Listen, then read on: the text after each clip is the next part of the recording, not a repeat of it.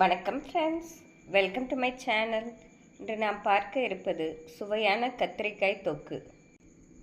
Friends, நாம் கத்திரிக்காயை இப்படி நீல வாக்கில் நறுக்கி பாத்திரத்தில் தண்ணீர் ஊற்றி போட்டு வைக்க வேண்டும். ஃப்ரெண்ட்ஸ், நாம் கத்திரிக்காயை இப்படி நீல வாக்கில் நறுக்கி எடுத்துக்கொள்ள வேண்டும்.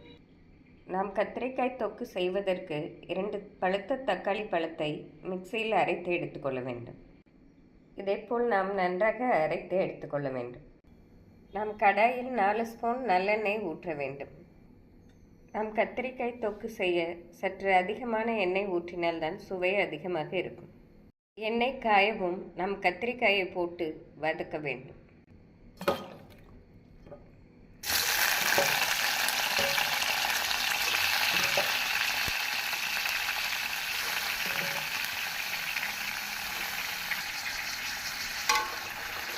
நம் கத்திரிக்காய் நன்றாக பொன்னிறம் ஆகும் வரை மொறுமொறுப்பாக வதக்கி எடுத்துக்கொள்ள வேண்டும்.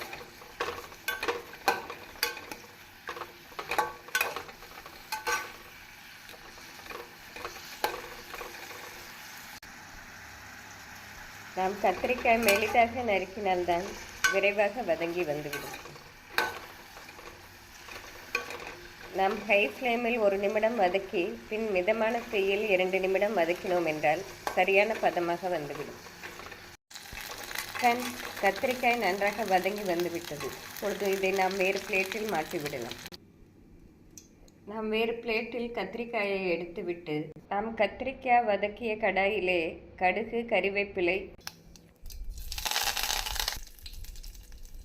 கறிவேப்பிலை பொரியவும் நாம் பொடியாக நறுக்கிய பூண்டு சேர்க்க வேண்டும். பொடியாக நறுக்கிய ஒரு பெரிய வெங்காயம் நாம் சேர்க்க வேண்டும்.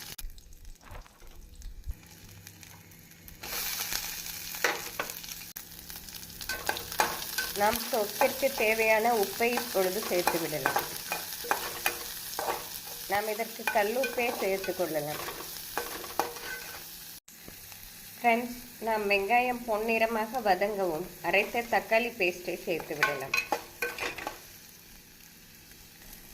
இந்த அளவு வெங்காயம் வதங்கவும் நாம் தக்காளியை சேர்த்து விடலாம்.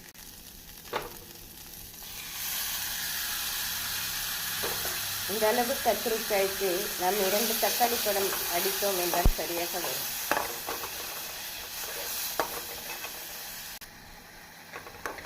நாம் தக்காளி போட்டு நன்றாக கிளறி விட்டு இதனுடன் 1 ஸ்பூன் மஞ்சள் பொடி, 1 ஸ்பூன் தனி வத்தல் பொடி சேர்க்க வேண்டும். பின் இதனுடன் 1 ஸ்பூன் குழம்பு மிளகாய் பொடியும் நாம் சேர்க்க வேண்டும்.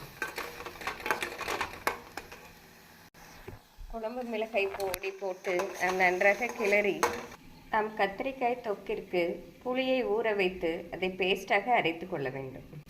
நாம் எண்ணெய் பிரிந்து வரவும் புளித்தொக்கை சேர்த்து விடலாம். நாம் புளித்தொக்கு சேர்த்து இதனுடன் 1/2 டம்ளர் தண்ணீர் ஊற்ற வேண்டும். நாம் தண்ணீர் ஊற்றவும் இதனுடன் வறுத்த கத்திரிக்காயை சேர்த்து விடலாம்.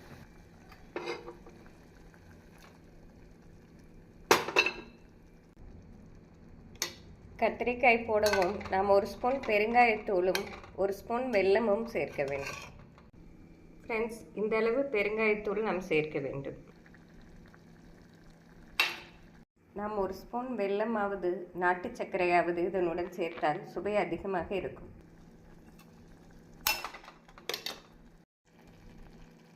ஃப்ரெண்ட்ஸ், இது ஒரு 5 நிமிடம் கொதிக்கவும் நாம் அடுப்பை ஸ்விட்ச் ஆஃப் செய்து விடலாம்.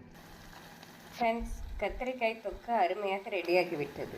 இதை நாம் வேறு பாத்திரத்தில் மாற்றிவிடலாம். இந்த அருமையான கத்திரிக்காய் தொக்கு தயிர் சாதம், தோசை, இட்லியுடன் மிக அருமையாக இருக்கும். ஃப்ரெண்ட்ஸ், இந்த குளிர்காலத்தில் காரசாரமான இந்த கத்திரிக்காய் தொக்கை செய்து கொடுத்தால் வீட்டில் உள்ள பெரியவர்கள், சிறியவர்கள் விரும்பி சாப்பிடுவார்கள். இதை செய்து பார்த்து எப்படி இருக்கிறது என்று கூறுங்கள். Thank you friends.